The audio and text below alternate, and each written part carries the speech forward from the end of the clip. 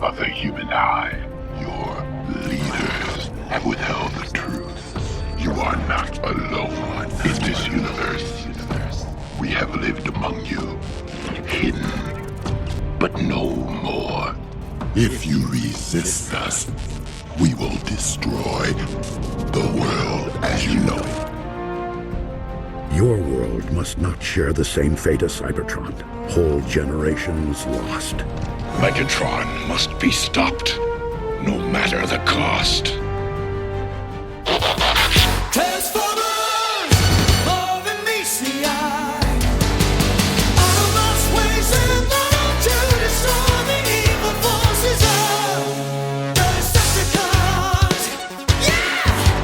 Welcome to Now Playing Podcast's Transformers Retrospective Series. I would have waited an eternity for this. Hosted by our movie reviewers in disguise, Stuart, Justin, and Arnie. One shall stand, one shall fall. Come back to NowPlayingPodcast.com each week as they roll out a new Transformers movie review and see if they are more than meets the eye.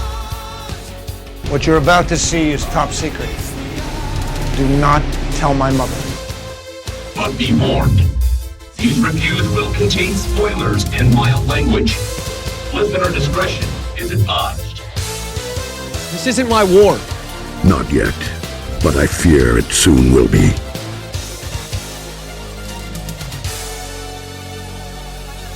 Today we're discussing Transformers Rise of the Beasts, supposedly starring Anthony Ramos and Dominic Fishback, but really starring Peter Cullen, Pete Davidson, Ron Perlman, Peter Dinklage, Lisa Koshy, Michelle Yeoh, Cristo Fernandez. So many voice actors in here. Directed by Stephen Capel Jr. This is Now Playing's Vile God, Arnie. And I'm here with my work friends. Yeah, this is Stuart. And this is Justin. Hey! Justin, welcome to the Transformers Retrospective Series. I've transformed. We just took you from one bad series to another. I was going to say, guys, this feels a lot like the same chair from the arcade. Are we in the right place here?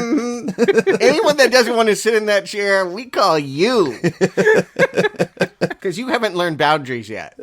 Well, let's face it, Justin is the best toy guy I know. He collects so many toys and is such a resource on toys that when it comes to toy franchises, we brought you in for G.I. Joe with Snake Eyes, and now we're keeping you on the Hasbro properties with Transformers. Were you a Transformers collector, though? I wouldn't say a collector. I dabbled. I bought a few here and there that looked kind of cool. Just kind of relive a few childhood memories, but I was never deep into it. Not even enough to know most of the characters' names. Did you watch the show as a kid? Yeah, but more in the WGN way of hey, here's 5 minutes of it in the morning, and we'll show you another 5 tomorrow morning. Not one of those crazy Transformer guys, and not to ding anybody who is, but I think that one was just at the tail end of me being a kid. It was Transformers, oh yeah, I can do this. Oh, girls, okay, great, let's move forward. Hey, I'm taking this personal. You're younger than me.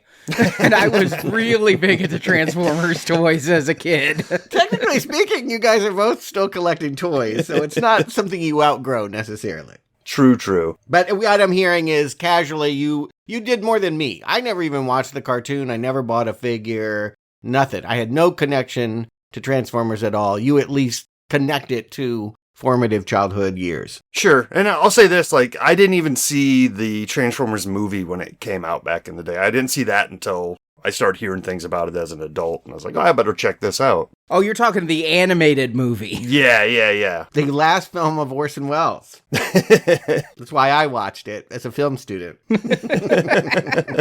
It's no Citizen Kane, spoiler alert. And by the way, I rewatched it. I rewatched all the movies because that has been my mission for this summer. It's a summer where we are revisiting so many old friends and enemies. And I just felt like I'm going to give every series its due and go back through it privately.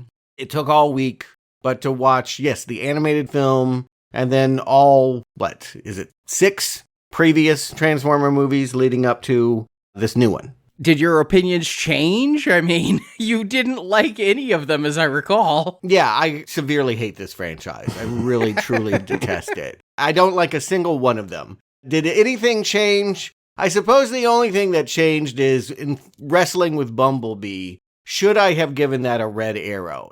Yes, it's a bad movie. It's essentially a Herbie movie with Transformers thrown in. But is it that, particularly considering what Michael Bay did to that series, an improvement that it tried to have a little bit of kids' film heart? It's essentially monster trucks. Should I reward it for that? I don't know. How big a curve should you grade it on? I'll say this much. Now that we are in the post-Michael Bay era of Transformers, things can only get better, and have been. Yeah, you didn't need to revisit it. While this movie is a reboot in disguise, the makers have come out and basically said with Bumblebee, and Bumblebee being a success for the modest budget it had, comparatively modest budget, that they are rebooting. The Bay films aren't in canon. This is the second film of a new reboot. So you don't have to go back and try to figure out where Sam Witwicky and John Turturro fit into all of this timeline.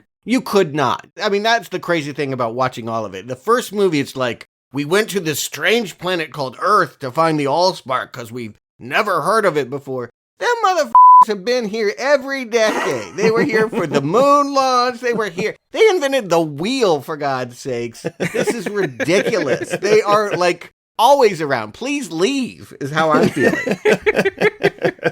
Well, Stuart, I kind of subjected myself, too, to a rewatch through this because I couldn't have told you 2 weeks ago if I've seen all of these or not. Because, to be honest, they all just kind of meld together into one conglomeration. But I do know that I went to the original Shia LaBeouf Michael Bay movie when it came out. I mean, that was 2007, 2008? Something like that, yep. Prior to the kickoff of the MCU, so movies like this were a little bit kind of on the outside of the norm, something kind of fun. So I remember going to the theater for that, didn't hate it, and I'm one of these guys who enjoys Shia LaBeouf. I'm not a hater of him. Yeah, my esteem of him has grown. I think as he got away from Michael Bay, I guess his career got more interesting. Yeah, so, rewatching these, it's like, yeah, I've seen the first two. The third one with Michael Bay and Shia LaBeouf, vague memories of that. And then, what do we kind of get a soft reboot? I think it's the same universe when we bring in Marky Mark, right? Mm-hmm. It is. The destruction of Chicago in the third movie leads to sort of a post-apocalyptic Transformers world that Mark Wahlberg is like a picker. He goes around and rescues cars hoping that they're Autobots. I'm not sure why, but yes, it essentially kind of picks up in the same nonsensical way until it gets to Arthurian legend. And then who the hell knows what franchise it is anymore? Certainly not Michael Bay. That's why he left, right? That fifth movie is so stinking bad, and it lost money. I just want to point out, that thing did not, it opened at $40 million and sank like a stone. I guess I kind of feel the same way as the public then, because by the time that one came out, I was just kind of rolling my eyes at the announcements of Transformer movies. I was like, okay, whatever. And then Bumblebee comes along, and I was like, whatever. But then I started hearing, oh, wait, this takes place in the 80s, and it's kind of a reboot. I was like, okay, I'll check that out. And, I was pleasantly surprised by that one. It felt like if this is where Transformers started, I think I might be a fan of this series, because it's like, that was small enough. You could follow what was going on. It felt like a live-action version of the cartoon. So, I don't know. I guess what I'm saying is I won't go through every single movie, but if I was to recommend any of them, I might have recommended the original and Bumblebee. The rest of them, no. I still stand by 4 is not all that bad, and I liked Bumblebee. It isn't, in comparison. It's a bad movie. And long. God damn, that movie's 3 hours long. It's the longest one. But I agree, if you were going to watch one of the 5 Bay ones, I'd go with the one with the Dinobots. But in here, we don't have Dinobots. We get ape bots and eagle bots. Okay. What? Whoa. You've jumped the metal shark when, this is your concept. Is it because kids don't drive anymore? They know they can't get young people interested in cars because they don't even want to be in them? And so we have to come up with them transforming into something else? Well, this is an old idea. I remember after I got out of Transformers, after the cartoon had ended, I remember seeing ads for a cartoon and a toy line for Beast Wars. I was watching cartoons still, but I wasn't collecting toys or anything, and these were my early teen years. And I saw ads for Optimus Primal and robots that turn into apes, and I'm like, well, that's really a stupid idea for a Transformers ad. Cheetor! Okay. I hunted this thing down. You're talking about an old idea. This is at the infancy of computer graphics. I cannot believe this was an animated show that ran that people agreed to like sit down and watch. This thing looks horrible. This Beast Wars, shocking. Oh, it looks like the original previs for like early Lucasfilm stuff, and Yes, exactly. When they're doing animatics about how the effects should look on a movie now, that's kind of how this thing looks when you got, Cheetor, the metal cheetah, and there's a rat. They didn't bring the rat into this movie. They knew they couldn't pull that shit off. But yeah, they got a metal rat and a cheetah and an ape that's calling himself Optimus Prime, all fighting insects and dinosaurs. Oh, Lord. And let's put some specifics to this. We're talking the mid-90s. I remember thinking the idea was stupid, that Transformers weren't turning into cars and planes and things, because to me, that's what made Transformers cool, was that they were also kick-ass cars and cool-ass planes. But I was impressed in 1996 that there was a fully CGI TV show. Just the concept of it. It looked ugly as hell, but I thought that it was a step forward in technology that they were even making a full CGI cartoon. I thought that was the only redeeming quality of the Beast Wars series. I never watched an episode, but I saw commercials for it. Now the truth comes out. It was really cool. I didn't watch it. Yeah, Yeah, it was as cool as the 5 seconds in Lawnmower Man. That's about how cool it looked. And the fights, it's embarrassing, actually. And it lasted forever. It lasted like 5 seasons, so. It won an Emmy. An Emmy? For what? Outstanding Individual Achievement in Animation. Oh my God. So it was like the first. Yeah, it was the only thing on there. Yeah. You used a computer, we'll give you an award. But yeah, it's just a concept that has stretched to the breaking point, right? Yes, what was cool about Transformers? It was a toy in which you thought you were holding a car or a plane, but do a few twists like a Rubik's Cube, and suddenly it's a robot. Cool concept. But the story, the mythology, and the fact that they would end up turning into animals. Again, I ask you, is anyone saying you're in disguise if you're a 30-foot tall metal ape? We all know you're a robot. That's not a disguise. And to confuse it even more, the bird has feathers, the ape has some fur. Like, is that organic? Is that decorative? I don't know what they're trying to tell me. I don't either, and I don't like it. And maybe that makes me old school, but yeah, I definitely feel like, yes, this should have just remained a toy, maybe a cartoon. And God bless anyone that's going to try to come in here. It's a relief, though, right? It's a relief to know that Michael Bay just has other things to do. He's been making movies that haven't been making money, something about an ambulance that made 2 cents last year, but like he has left Transformers behind as everything but a producer, and we have a new talent stepping in here.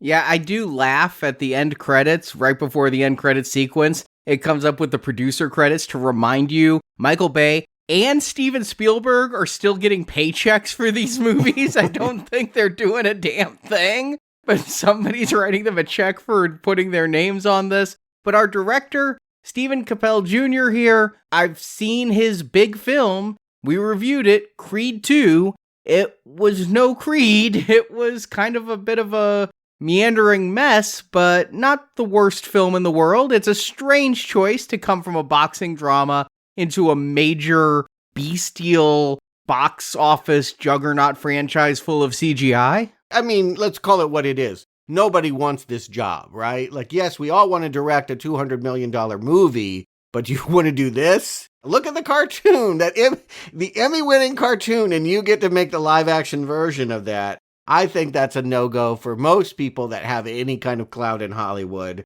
I went back one further. I haven't seen any of the Creed movies, actually. I'm not on that series. But I did go back and look at his first film, the thing that got him Creed 2, and it was sort of an inner-city drama about 4 skateboard kids in Cleveland who stumble into some Molly and decide to become drug dealers, and it ends tragically. It's a human story, though. It's kind of Boys in the Hood. It has some heart to it. And I can see how certainly we're in a time, culturally speaking, where we want more people of color behind the camera, working creatively. If you're changing the Transformers, you might want to change the demographic for Transformers as well. Here's a director that connects with Black and Latino youth, and going to bring that into the human actors as well. So I don't think it's a bad impulse that we got a director that may not have huge accomplishments to his resume, but demonstrating that he can make a film with heart, kind of like Bumblebee.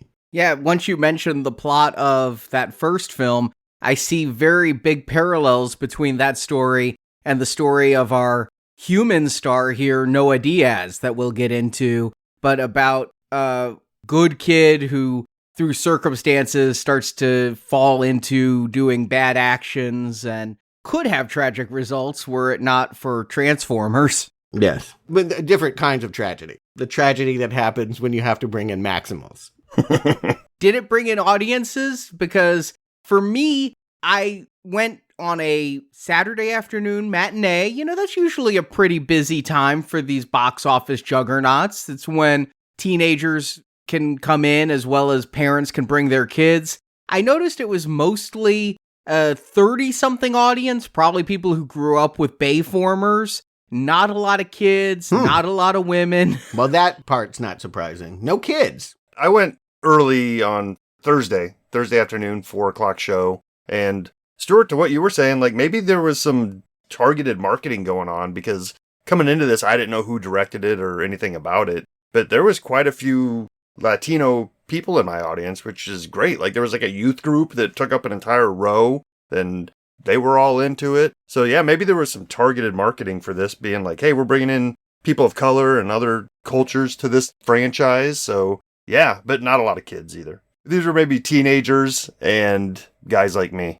It's interesting, because every time I saw this, I remember that this trailer ran for the last 3 months. And I remember very distinctly people around me, I don't remember what movie it was, but someone being like, wait, is this not for kids? The assumption is if you watch a bunch of metal animals fighting each other, well, that obviously signals 12 and under to me. And I think to, maybe many people. But you're right. There is goodwill. Is that the right word? There's history that millennials have with this franchise. And my audience on Thursday as well was mostly all men, not many, I think under 10. And yeah, single men that had interesting hairstyles and loud t-shirts. In what way do you mean interesting hairstyles? Rat tails and, things that I wouldn't call fashionable. But the movie's doing well. I mean, to me, if you spend $200 million on a movie, a $60 million opening sounds a little bit soft. But compared to Bumblebee that opened at 21 and The Last Night that opened at 45, they're signaling this as a big success and a return to form. Plus, I'm sure the international grosses on Transformers films do pretty well. These are not English language specific films where you have to understand any dialogue whatsoever. Yeah, so it did open at 60. I actually had predicted that it would do Bumblebee numbers. So yeah, that is a good thing for Paramount to know that people will turn out again. I mean, it's been a while. I mean, Bumblebee was 5 years ago. So the longer you go, you're almost reintroducing it to a new generation at this point, as much as bringing back millennials. And sounds like they're at least partially doing that here in America, and probably much more so internationally. Yeah, the question was, could they unseat Spider-Verse for number 1? And they did pull it off. They came in at the high end of expectations. Oh, wow. Wow. I would not expect that. Nor would I recommend that. Go see Spider-Verse again before you see this film. I do wonder if they're hitting their mark, though. Like all of us said, not a lot of kids in this audience. And judging by the toys on the past franchises, if you go down that toy aisle, there's Transformers for everybody. There's one for little kids. There's one for older kids with a little more dexterity in their fingers. And then they hit some for the adult collectors. This round, it seems like it's all aimed at the kiddie kids. So, I think they were hoping for more of a younger audience on this. And Bumblebee felt that way as well. Again, it felt like a Herbie movie, which was my car movie of my youth was that, the VW Bug, and, well, I guess Lindsay Lohan got fully loaded with one in the 2000s, but she got fully loaded with a lot of stuff in the 2000s. yeah, she sure did. We could discuss that another time. I Know Who Killed Me. Go look up that show. But yeah, it felt like, again, this is made for kids. That would be my expectation. And they'll be the ones that ultimately decide whether this is the new direction for the whole Transformers universe, right? Let's find out. Let's get into the plot and get through Rise of the Beasts. The year is 1994, and the Autobots have been trapped on Earth, living as robots in disguise, for about 7 years, since the events we saw in the Bumblebee movie. Optimus Prime yearns for a way to get his troops back home to their planet of Cybertron, where they can again engage in the planetary war of his homeworld. And Prime may have just found his way home. In New York City, a museum intern named Elena Wallace, played by Dominic Fishback, has discovered an ancient artifact. While examining it, she activates it, and it's this film's MacGuffin called the Transwarp Key, and it can allow Transformers to travel anywhere through time and space. To steal the Transwarp Key from the museum are the Autobots, Semi-Truck Optimus Prime, Camaro Bumblebee, Ducati Motorcycle RC, and Porsche Mirage, voiced by Pete Davidson, and Mirage teams up with a human, Noah Diaz, played by Anthony Ramos. Noah had tried to carjack Mirage to help pay for Noah's younger brother's medical treatments, and Noah and Mirage ended up unlikely friends. The Autobots plan to send Noah in to steal the key, but all doesn't go as planned. The activation of the Transwarp Key doesn't just call the Autobots, it also called out to the Terrorcons, a group of Transformers loyal to the planet-eating Transformer called Unicron, who, if you remember, was the big bad of that animated movie in '86. Oh yeah, I was excited. The Terrorcons' leader is Scourge, who also turns into a semi-truck and who is voiced by Peter Dinklage. If Unicron gets the key, he can quickly travel planet to planet and cause universal destruction. In a battle at the museum, Scourge kills Bumblebee and gets the Transwarp Key, but learns that they only have half the key. Scourge and his troops are finally fought off by Arizor, a Transformer who takes on the form of a giant falcon, voiced by a slumming it Michelle Yeoh. She just won an Oscar, for Christ's sake. Orson Welles, Michelle Yeoh. Mm-hmm. Arizor is a Transformer called a Maximal. Transformers that turn into robot animals instead of cars or planes. Thousands of years ago, around 5000 BC to be precise, the Maximals were the keepers of the Transwarp Key. To keep the key out of the grip of Unicron, they split the key in two and hid it on Earth. Yes, they hid both parts on the same planet, even though they're trying to hide it from an intergalactic enemy. Now Arizor believes she is the last of the Maximals, and she doesn't know where the Maximals hid the other half. Enter Elena, who studied the markings on the artifact and determines the other half of the key must be stored in an Inca temple in Peru. Because she knows. She's never left Brooklyn, but she knows it's specific to that area of South America. So the Autobots, joined by Noah, Elena, and Arizor, travel to Peru to get the key. Now Optimus Prime wants to reunite the parts of the key in order to travel back to Cybertron, but Noah tries to convince Elena they should destroy the key to keep it away from Unicron and keep Earth safe. In Peru, the Autobots meet the other Maximals. It turns out Arizor wasn't the last survivor of her species, which anybody knew if you've ever seen a trailer for this film. The Maximals are led by Optimus Primal, voiced by Ron Perlman. These Maximals have the second half of the key, but it's soon stolen by Scourge. Arizor is also killed around this time. Now possessing the whole Transwarp Key, Scourge opens a portal for Unicron to come and destroy Earth. A convoluted plot is devised to stop Scourge's machine, which involves the Autobots and the Maximals teaming up to distract the Terrorcons, while the humans sneak in to steal the key. In the battle, Mirage is wounded, but transforms into a mech suit for Noah to wear. Noah and Optimus Prime team up to fight Scourge. Still, the battle seems lost, but a random Deus Ex Machina brings Bumblebee back to life, and he changes the odds in the good guy's favor. Optimus Prime kills Scourge and destroys the Transwarp Key, saving Earth, but keeping the Autobots trapped on Earth. Earth is saved, and sometime after, a mysterious man approaches Noah. He wants to recruit Noah and the Transformers to join the secret government agency known as G.I. Joe. And we find out Noah was able to repair Mirage, though he's now a janky, ugly Porsche, as credits roll. Yeah, sounds about right. I'm hearing some Baysiness in this, even if it isn't being spearheaded by Michael Bay. Yeah, I took a lot of notes during this movie because there's a lot of gobbledygook dialogue, I'll call it, that tries to explain away reasons for this, but this really feels like somebody came up with a lot of CGI set pieces, and then I pity the poor screenwriters that had to come up with such lazy stuff as a transwarp key. It's taking me back to Howard the Duck and the code key. In fact, in the plot summary, I wrote code key several times and had to correct myself and explain why we're having the battles we have.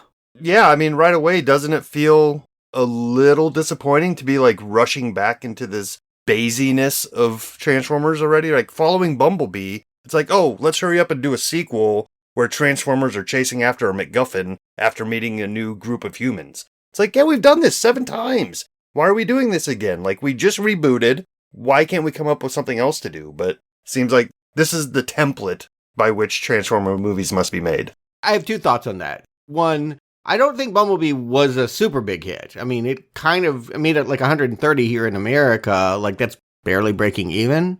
Internationally, I'm sure it was huge. But Haley Steinfeld is no longer a teenager. You know, it's been 5 years, and it wasn't clear that was the direction to go. More Bumblebee movies. So, yeah, they're still going to do a retro thing here. We're still going to be, now we're in the 90s, not the 80s, but they've got to find us a new Shia LaBeouf, right? They got to find a new Mark Wahlberg. But we don't start in the 90s. We start in 5000 BC on a planet that looks like it could be an Earth jungle, but isn't. And we got to start with, I think it's a fun callback for anyone that liked that animated movie. Unicron is the villain this time. We're going to go back to Orson Welles. They didn't get Orson Welles. They went with Coleman Domingo instead, who's also cool.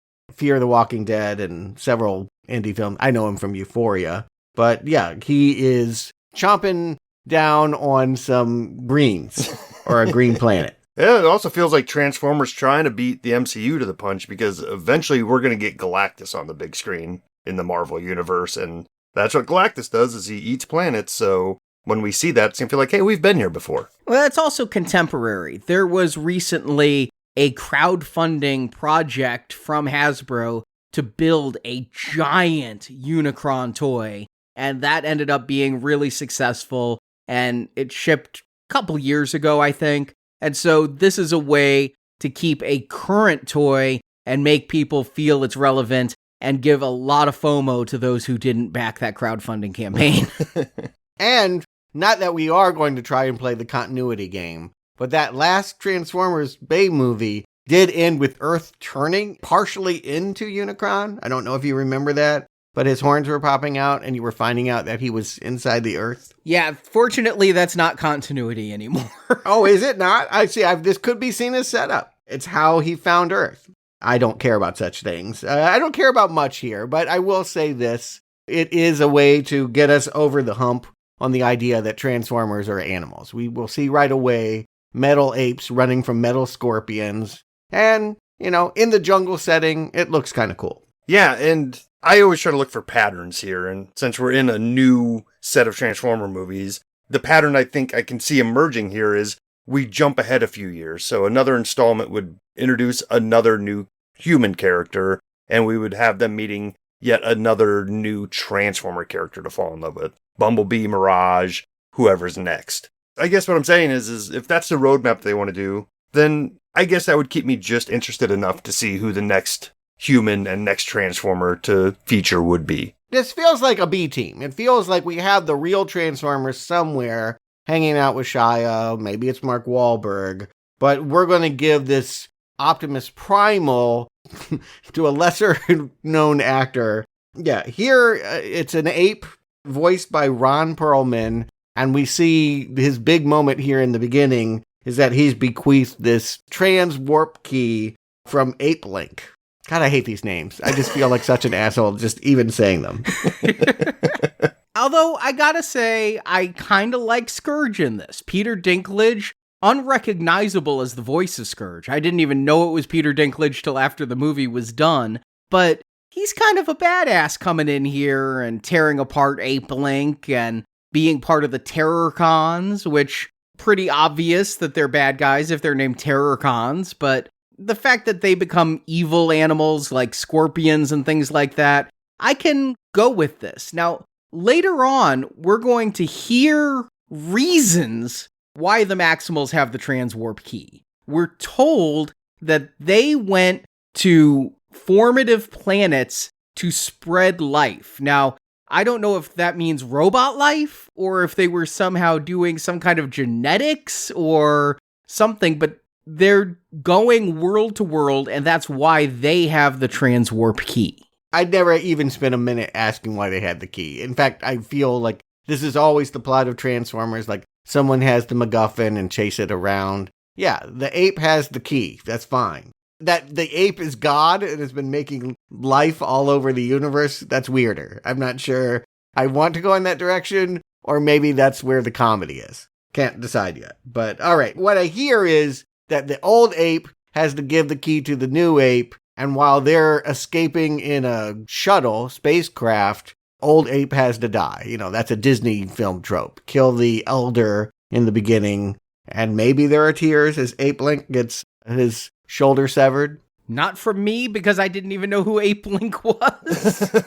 Yeah, they looked exactly the same, right? Both these ape characters, and it's like, wait, one's dead, okay, the other one's escaping, okay. It all happened pretty quickly, but yeah, this immediately starts to bring up some of my questions that maybe one of you guys can answer. Maybe you're just as confused as I am. Roll out is my favorite expression on the series, but yeah, I'll give it a whirl. Sure, what? Hit me. What is actually a cause of death for a Transformer in these movies? I never know. I've seen them split in half. I've seen them beheaded. I've seen them melted. And somehow most of them return. Sometimes they do. Sometimes they don't. Can they fly? Can they travel through space? I think I've seen that before. But we've seen them many times escaping on a rocket. And the bad guys looking up going, oh no, we'll get you next time. So yeah, I guess I just don't know what the capabilities are. I don't know when somebody's dead. I don't know what I'm supposed to be worried about might happen to a Transformer and make him not come back. Yeah, I mean, do all Transformers go to heaven? It's a question for the ages. But well, that was answered in the second one when Shia LaBeouf went to Transformers Heaven.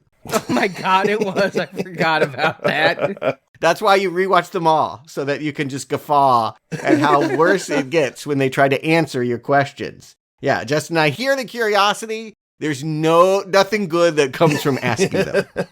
The thing is, whether or not Scourge kills Ape Link, we're pretty sure Ape Link is dead when Unicron eats the entire planet. You've got to set up Unicron as the big bad. You got to see him eat a planet in this movie. I'd like to see him eat 3 or 4 planets in the movie to keep things moving, but he's only going to destroy one planet this whole movie. It's right here at the beginning, and we get to see the mechanics of how he basically sucks off a planet until it turns into rocks and spews in his mouth.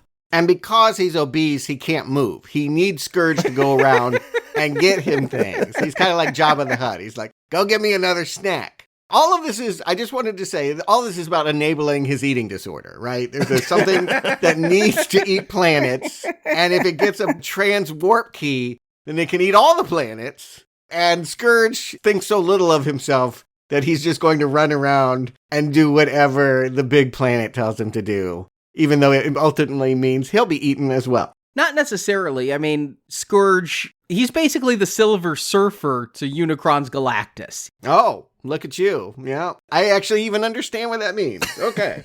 Because I saw that horrible movie.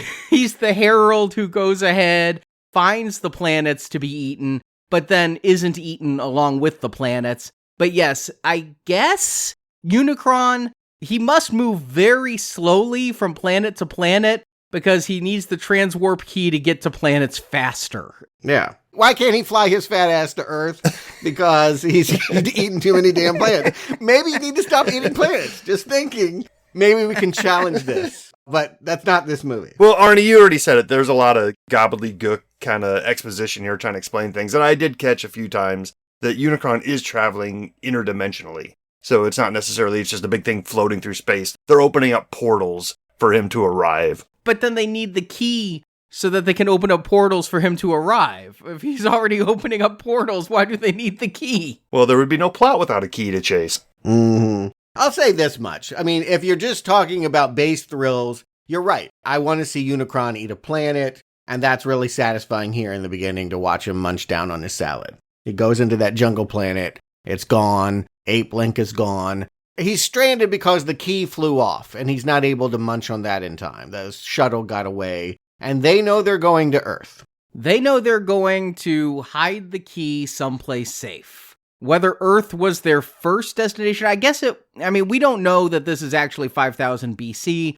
We know they got to Earth around 5000 BC because that's when the natives got the key and put it inside artifacts. So they could have traveled planet to planet for centuries before getting to Earth. We just don't know, and this movie doesn't care. Yeah, so many good movies yet to come, prequels. I can't wait to learn every stop along the way. But yes, let's just get to 1994 New York City, because if you don't like Transformers, we can still traffic in nostalgia for you. We can give you something that you do care about. And how much fun is it to go back to a time pre-internet, pre-cell phone, playing Wu-Tang Clan and remembering the times. When we get to 1994 and we're scanning past downtown Manhattan and we see the World Trade Centers, am I the only one who is wondering, are we finally at a place where we can see robots accidentally destroy Lower Manhattan and the World Trade Center? But not this movie. Yeah, but it is weird to me that we are so post 9/11.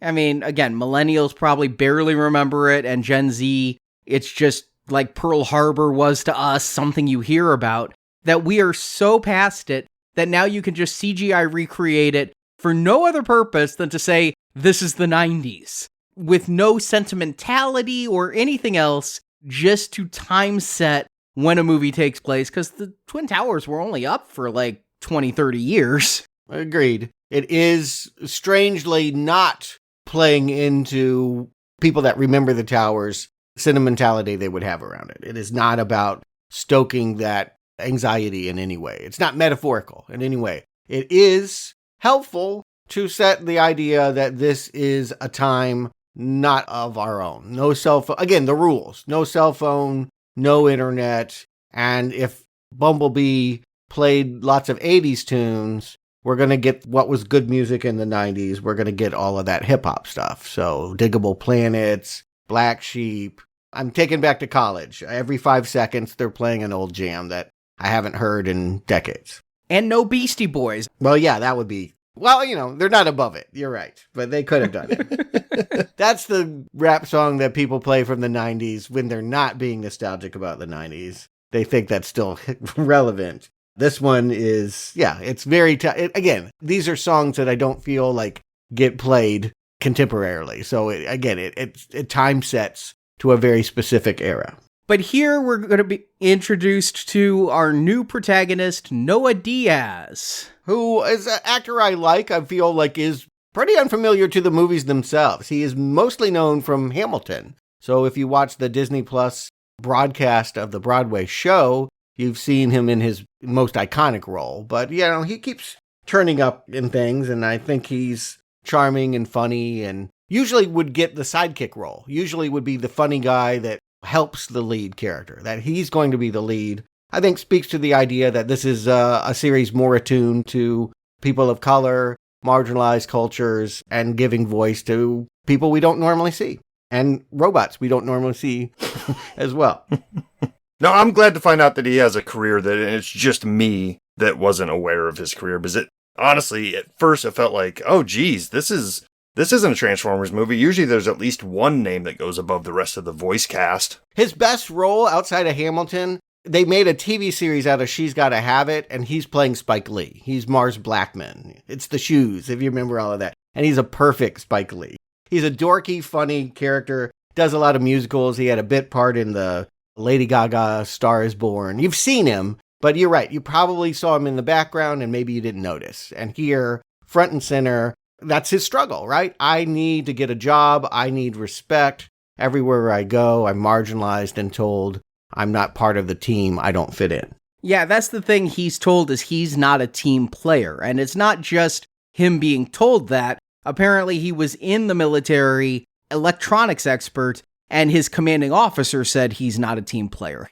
And it's put out there so blatantly during this job interview. I'm like, I know his arc. His arc's going to be to become part of a team. You think? They even cut to his dog tags as he's sitting there working on a cable box. People may not even remember this, but yes, cable used to be the way to get the cool movies. And in 1994, if you're working for the local crime kingpin, although I think he's kind of a joke of a crime kingpin, Reek is appreciative of the fact that he's going to pay Noah the only job he has of thanks for giving me a rigged cable box. Oh, those rigged cable boxes were awesome. I watched so many pay-per-view movies for free with those.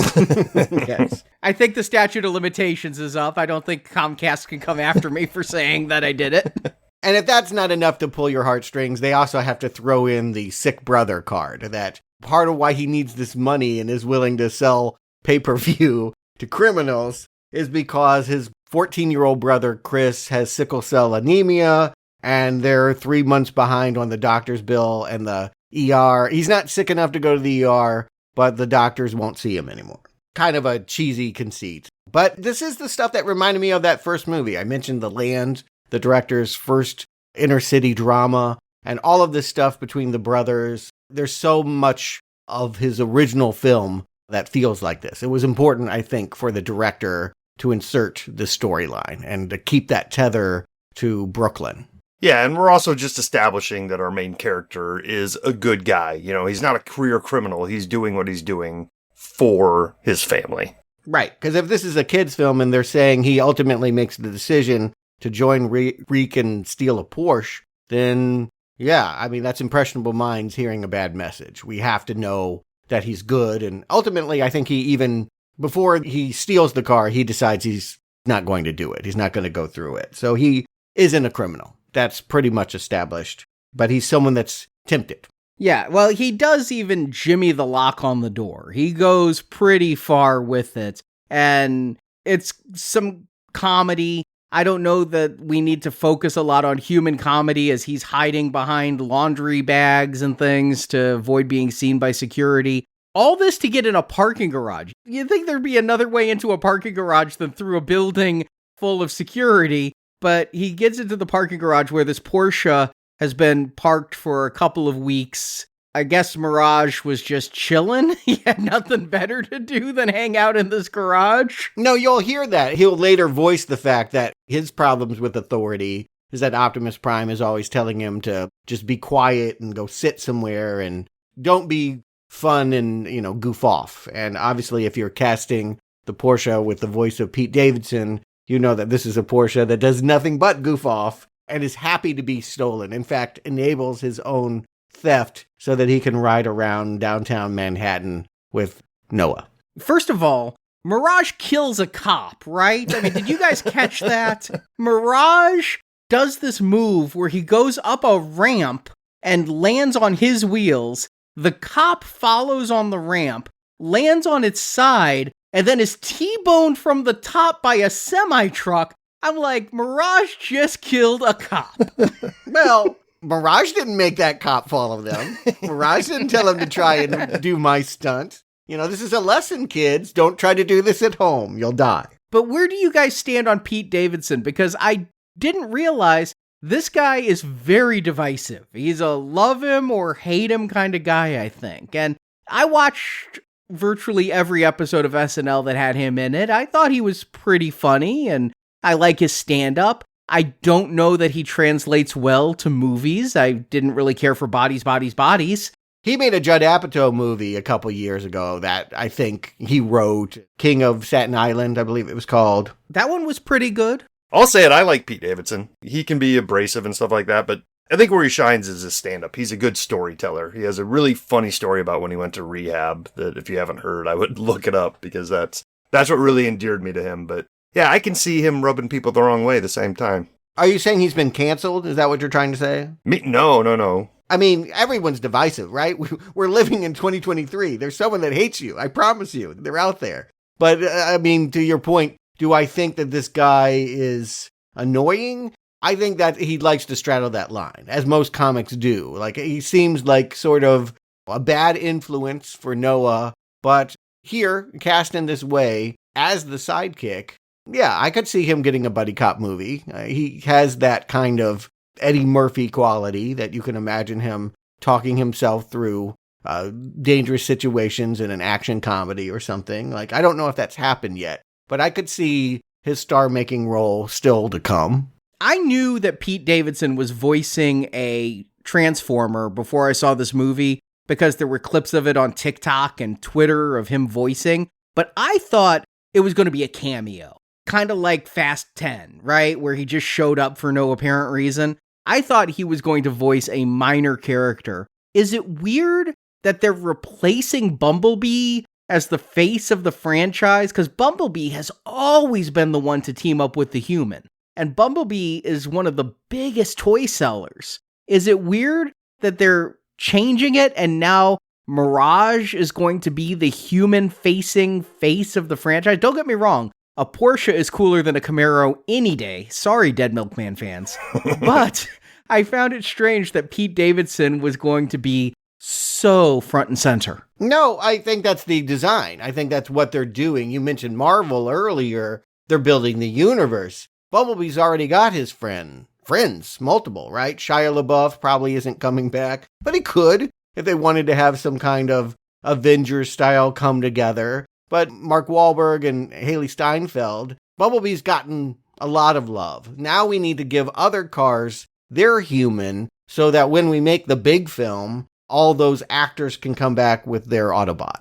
Does anyone care about the frickin' humans? Yes, and in fact, I'm going to argue this is the movie that makes us care the most about the relationship between the humans and the Autobots. That's the focus of this movie. It should have been the focus previously, except they were directed by Michael Bay, who has no focus and who mostly wanted to objectify women.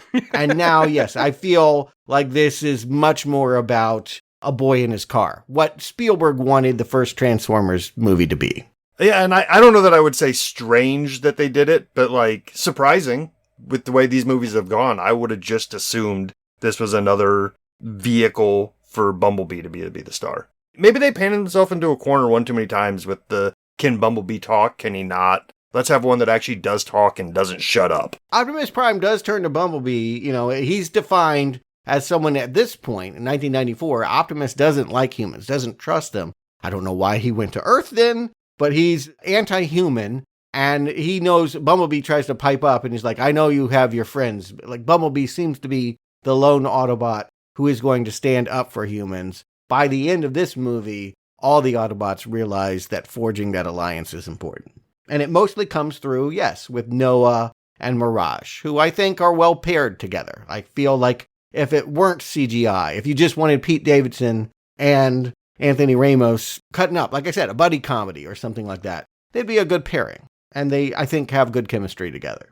It's funny to watch Noah freak out as Mirage creates holograms of themselves to deceive the cars and all of this chase stuff. It works as comedy. It's not particularly exciting, but it works as comedy, I guess, when it's not killing cops. I did like that Mirage in his duplicates. I mean, his name is Mirage, so I guess he can create holograms, but he put Noahs in all of them, and some of the Noahs are like flipping off the cops and really doing things that are offending Noah himself. Yeah, this is the stuff that's going to try to hold, I almost said human beings, but adults. You know what I mean? Like, the kids are just going to like the silliness of it. But yes, the adults are supposed to like that it's Pete playing off of Noah and like that kind of wackiness. Yeah, we got to see, some new tricks that we haven't seen before, like instead of fully transforming when he's accidentally running backwards from the cops, he transforms without breaking stride and starts driving forward again, and Noah's in there and the seat flips around. That was kind of a fun visual little trick. Yeah, you know what? I'm going to say this that was a surprise, was that they didn't cheapen the budget. I assumed Bumblebee, it was obvious that they pared that thing down. We don't want to drop Michael Bay money on this concept. We don't think we're going to get that back. And indeed, they didn't. So we're going to just make it smaller. Here, it feels pretty big. It feels closer to a Bay movie in size.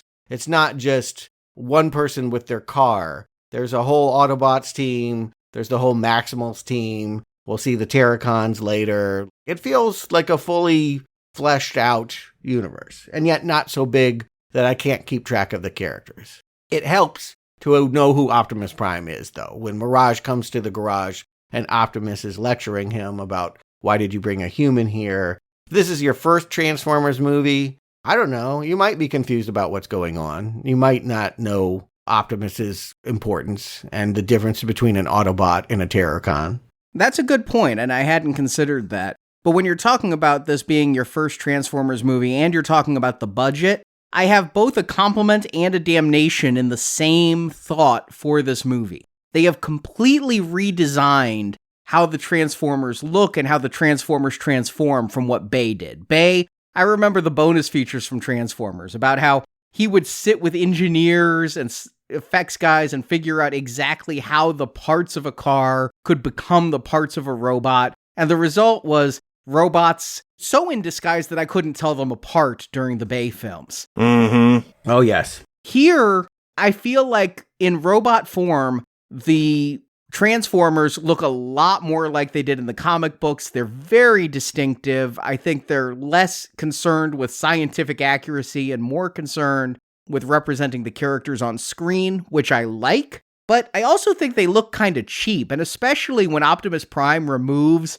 his COVID mask. I don't know what to call it, but he always has this mask that he wears. When he removes it and you see his mouth move, I think that looks really bad CGI. I was surprised how cheap some of it looked. It's also a bad design. His unmasked face is, I hate to say it, a little ugly. It looks like he's been beat to hell, like his nose is smashed in. And But Arnie, what you're saying is I think that's a taste that some collectors have grown into over the years too, because it's like you've always had this, it looks cool as a car, it looks decent as a robot type of thing. Well, now 3A, a toy company or collectible company, makes Transformers that do not transform. They just make them look as cool as possible in robot form. And that's kind of what this movie's doing, right? Like, let's not worry too much about if it can transform correctly and if a wheel should be here or here. It's like, make them look cool as a vehicle, make them look cool as a robot. I can get on board with that. I'm not really cool, and I know they did this in the earlier movies, but I'm not really cool with the idea that they can just become any vehicle either. It's kind of irritating to me that they can just like see a garbage truck and go scan, and now you can go from being a Porsche to a garbage truck. That feels like a ripoff. I think in this reboot, only Mirage can do that, and that's because he's Mirage. Okay. He can do those holograms, and I'll give one Transformer the magical ability to do it. I just don't like it when all Transformers can just scan whatever and become whatever. But then again, how did they become cars in the first place? By scanning something. Yeah. And yes, Bumblebee was doing it as well. You know, he went from a VW Bug to a Camaro in the last movie. But he's been reduced. You barely notice the Bumblebee is here. He has some comic relief in that he has been to a drive-in movie. Last couple movies, he's always playing songs to express his feelings. Now he's playing movie clips, like A Few Good Men or what have you. Did they really use the movie clips? I need to watch the credits for this film closer. That did not sound like Jack Nicholson to me. That sounded like a sound-alike, getting someone to just say the lines and be like, oh, you know what we're referencing. I stayed through all the credits, and I know that they appreciated having the clips. But yes, I can't speak to whether Jack Nicholson's lawyer is good enough to license out his actual voice for the Few Good Men, You Can't Handle the Truth talkback when Bumblebee is disputing Prime's feeling that Noah shouldn't be here, that humans are bad. The deal that gets worked out is we need to find out what's going on with this portal, because there is one other character of some importance, and this is Elena. In parallel, as we watch Noah bond with Mirage, Elena has discovered the key, or at least half of the key, inside an artifact. She is an intern who, I think this is comedy, is being asked to do menial tasks, run, get coffee, do my laundry, has a boss that doesn't even know what she's talking about, but gets to go to the fundraisers while the intern actually is doing the work. Not only actually doing the work, but actually the one with knowledge. Like, they established that the boss really doesn't know much. Like, she takes credit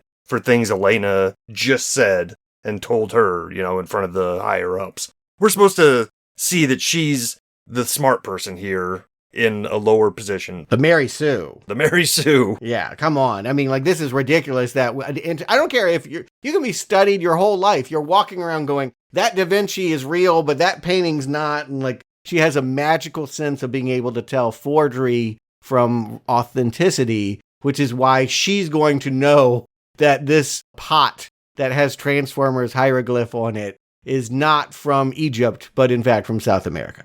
Is it a pot or was it a sculpture of an eagle? I thought it was a sculpture of an eagle that she was looking at. It's a bird, and they think it's Horus, which was a god from Egyptian mythology, but she claims it's Inca. I don't know. It's about the size of a pot, and after she scans it, all of that breaks away, and we can see that it's the key. And the key, by the way, does not look like a key. It looks like, a shard. I was really confused by the introduction of Elena. We get introduced to Elena as she's showing up to work, and I'm like, who is this character? Is this Noah's relation? Because we got introduced to Noah at home and got to know Noah's personal story. Here, we're introduced to Elena at work, and instantly she's identifying these artifacts, and I know she's an important character because we're spending the scene with her and we're focusing on her so much, but I'm like, where did this character come from? What is her deal in this movie? She just feels clumsily inserted in her introduction. Like, we should have had a scene with Elena in life to know her backstory as well, more than she's just put upon at work. Yeah, I'll agree with that. Like, the way this movie's edited, I almost thought we were following Noah's mom to work, because she leaves the room, and then the next scene is a car pulling up and parking at a museum. So I thought, oh, we're going to work with mom. And that just wasn't the case. It was like, oh, wait, this is a totally new character, totally new location. All right, I'll catch up. I'll admit, I thought for half this plot, we had Noah trying to steal from his mom. Well, I know who Dominic Fishback is. I think that helps. And she's an actress on the rise. She got a lot of acclaim for a movie called Judas and the Black Messiah. She recently had a Prime series called Swarm, where she was a psychopathic Beyonce fan. She was on an HBO sex show called Deuce. The Hate You Give was about a protester against police brutality. She's starting to make a name for herself, but yes, kind of like Anthony Ramos, not a big enough star that you think that she normally would carry a movie. I don't know that she is ultimately that important. In the end, all she does is sort of get things moving, right? She finds the key, that opens a portal, that lets Optimus Prime know, and I suppose other Transformers know, that they have a way back home. Beyond that, she doesn't have much of a story. Agreed. Yeah, that portal that opens apparently sends an intergalactic signal, because the Autobots are going to see it. We, as humans, can't see it. Even though we see it on the screen, we're not supposed to be able to see this beam of light going up into the sky, but Optimus Prime can see it, and apparently somewhere out in the galaxy, Scourge and the Terrorcons can see it, because they're going to magically get to Earth very freaking quickly after this happens in order to recover the key. We got to get a battle, right? It's been a little bit. I will say that normally, refreshingly, I guess that's why we had Unicron at the beginning, but normally I feel like it's a flurry of spinning metal and sex jokes, and I can't tell what the hell is going on. And here they've spent some time, I attribute this to the director and his screenwriters, really trying to establish relationships, mostly with Noah and his brother. But they really wanted you to feel like Brooklyn was an important place for human beings. And now we can have a big Autobot versus Terrorcon battle right here at the museum, as everyone descends trying to get this key. Yeah, this starts with Noah trying to do a crime again. The Autobots send Noah in to get the key, and before he can, he has a bit of a scene with Elena there, and they're both confronted by a security guard who gets killed again. I'm Yes. really focusing on the deaths in this movie. You're not wrong on that one. He's standing right by the window, and then everything is vaporized, so he's way dead. I don't know about the cop that got hit by the cement truck, but yes, this one for sure. And again, that maybe helps you feel like the threat of, yes, Noah was trying to convince this poor museum worker that there were killer robots coming for her, and now there they are. She is immediately connected to him, and they will have an alliance for the rest of the movie. They were not connected before, but yes, Elena and Noah sort of form this human bond where they have their own agenda for finding the key and getting the key and keeping it from Unicron. Yeah, and a little bit of comedy here too, right? Like right after Noah tries to explain what's going on, like, it's giant robots from space that need it. And she's like, oh, okay. And then, obviously that's where the reveal happens. Then the window blows up, yes, and there they are. Yeah. I do like Scourge here in that I guess on his back are a couple of Transformers that are these little bestial things that he orders to rip the flesh from the bones of the humans and retrieve the key. Sadly, we never get to see them render flesh from bone, but I did like these little monstrous Transformers that Scourge would send out. Yeah, well, I feel like this is a kid's film, but I do feel like maybe a harder one, like a Howard the Duck. How about that? Like, it has a little bit of edge to it, that kind of kid's film. No Transformer tits. Not yet. Babe didn't direct this. That's the problem, right? But yes, they call them Predacons. I had to look it up.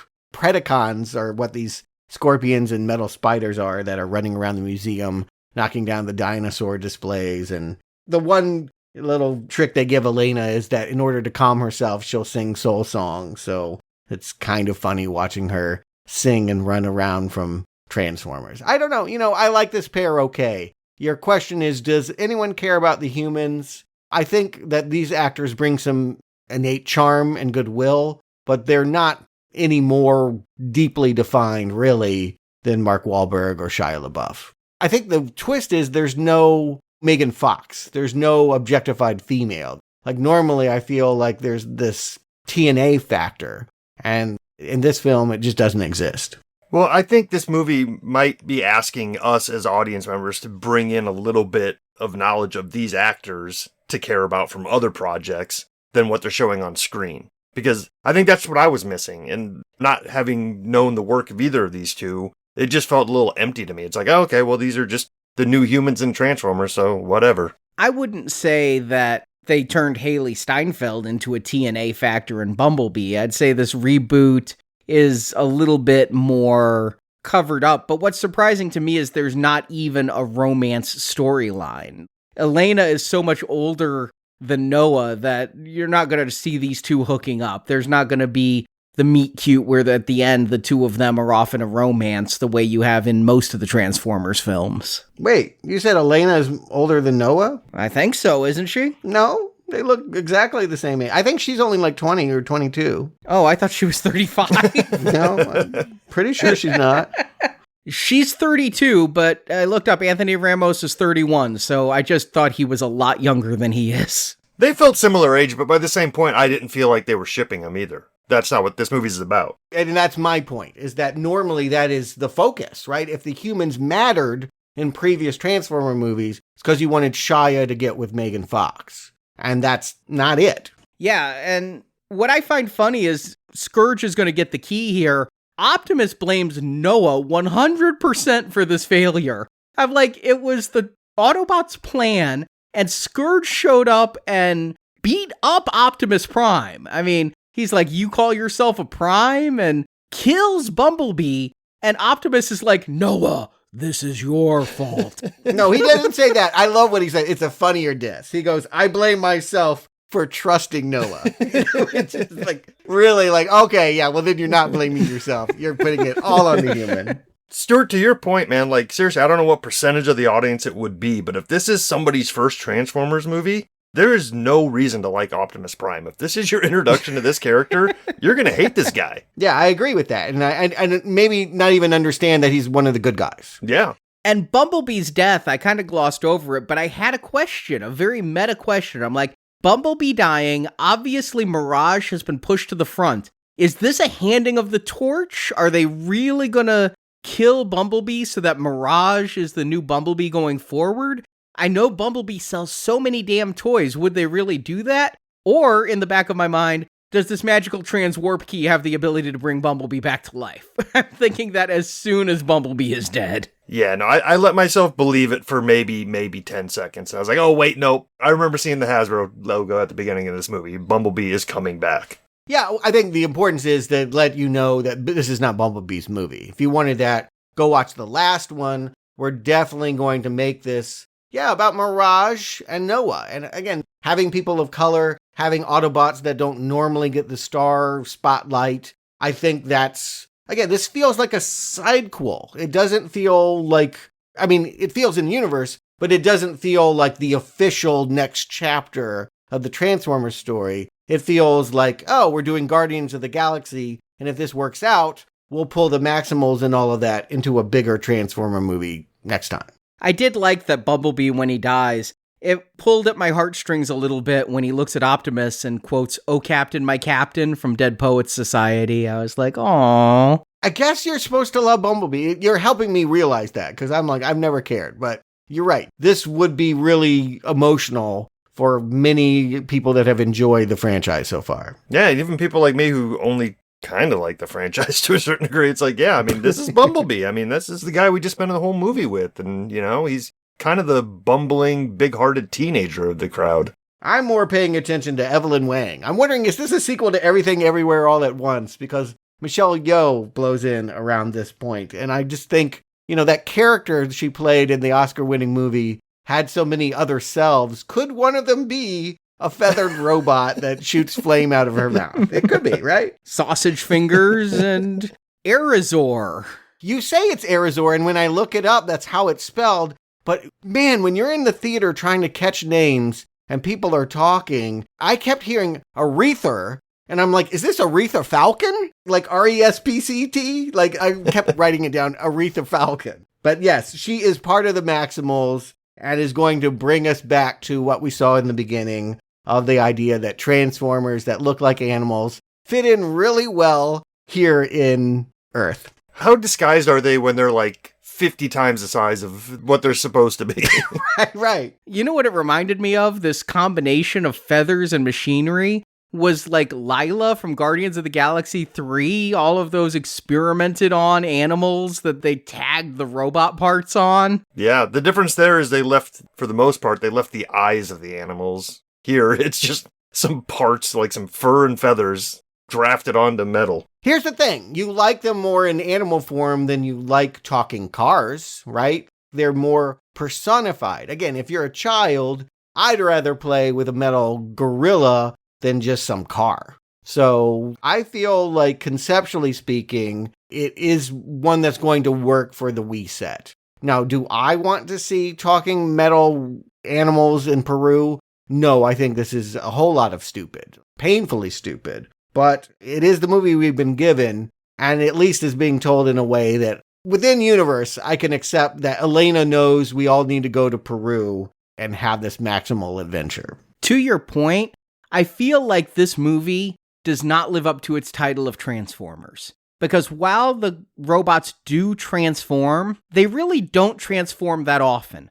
Optimus Prime is not a semi-truck very much in this film. He stays in robot form. The Maximals do not become robots very often. They stay in animal form. I mean, I understand we've had like 7 other films where we get cool action, where a robot turns into a car and does something cool and turns back into a robot and does something cooler and all of that. But here, I feel like the entire premise of transforming is sidelined and we're just dealing with a weird robot movie. You know, now that you mention it, Arnie, I'm not even sure if we see RC turn into a motorcycle. When she's introduced, she rolls in as a motorcycle. I noticed because there was a human on her, and it's like that hologram of a human they use so that people don't wonder why a motorcycle is driving itself.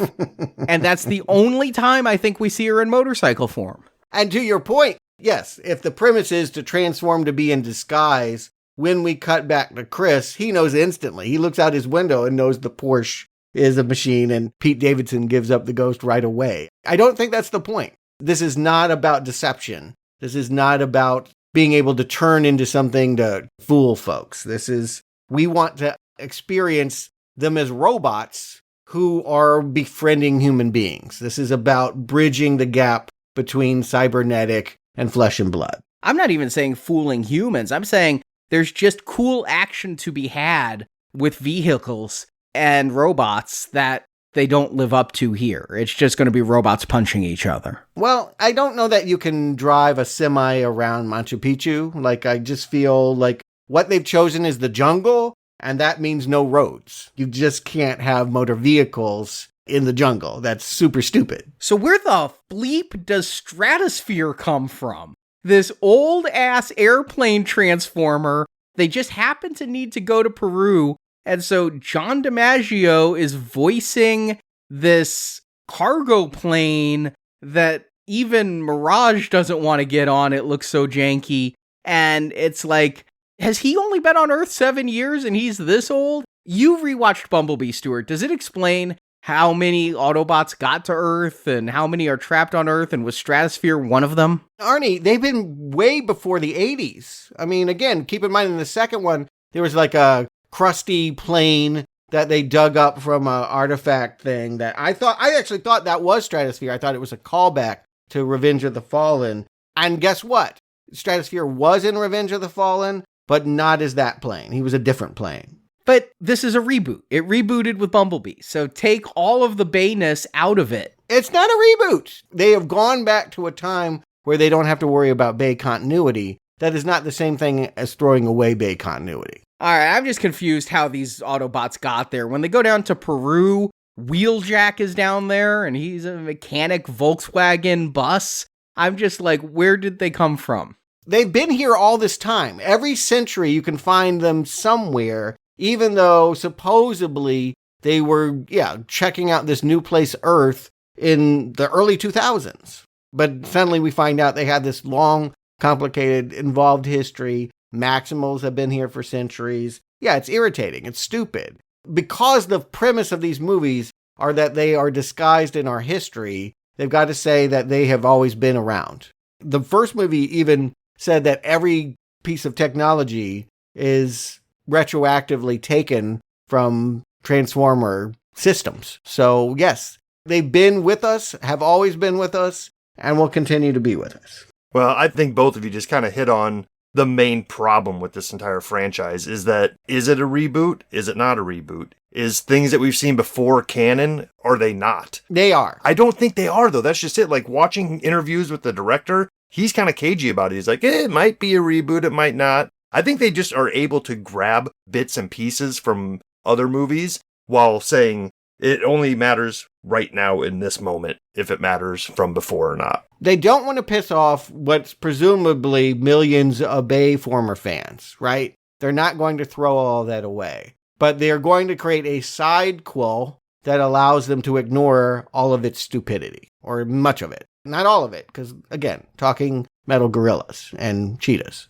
But yes, they have gone to a time that was not exploited in the Bayverse, and it can or cannot, depending on how much you want to connect it, be connected to what we've seen before. That's what I'm saying. We bring in our own version of canon if we want it to work or not. And I guess that's asking too much of the audience. Like, either it needs to be tight and followable, or just throw it all to the side and do whatever the hell you want. What would you rather have? What would you rather do? I'd rather it be a tight canonical. You want it to connect to Bayverse? Well, if I've spent the time watching these movies, either let us know that it's a hard reset and that doesn't matter. Is that what you want?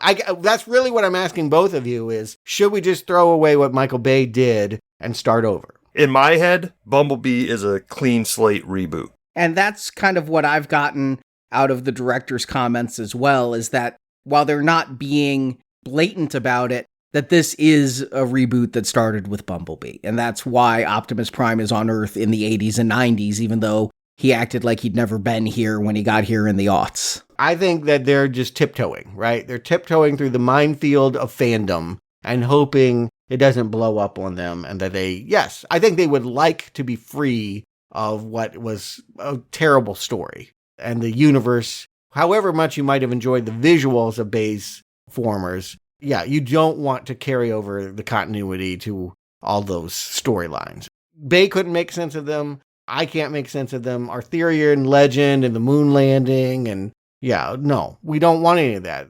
I don't want it. But they're not ever going to totally torpedo it. What I heard the director say is there's nothing in these movies that contradicts what was done in Bay's universe. Well, Optimus being on Earth does, but...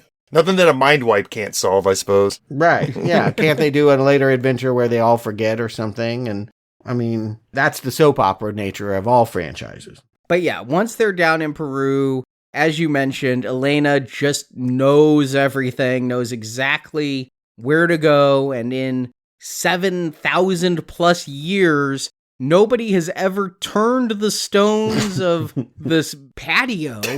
Yeah.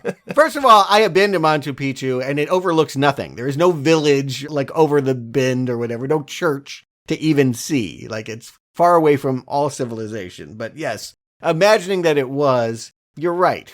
Why hasn't anyone been curious? Why are they the only ones to find the secret staircase to the tomb? At least they call out it's some Indiana Jones Yeah, I was about to say, this is the part of the movie I need a little refresher on, because I don't know if I was nodding off or it's the fact that I've been rewatching Indiana Jones to get ready for the new one, and I've just watched Crystal Skull. But like a lot of this is kind of melding together to me, where it's like we're in ancient ruins, we're taking stones out of things to find some stuff. So how did they find the second half of the transmogrifier crystal? It was entrusted with the Quechuan people. We will meet a tribal leader with a staff, and he's the one that actually, it's a shock to Prime that Prime will trust humans enough to have it.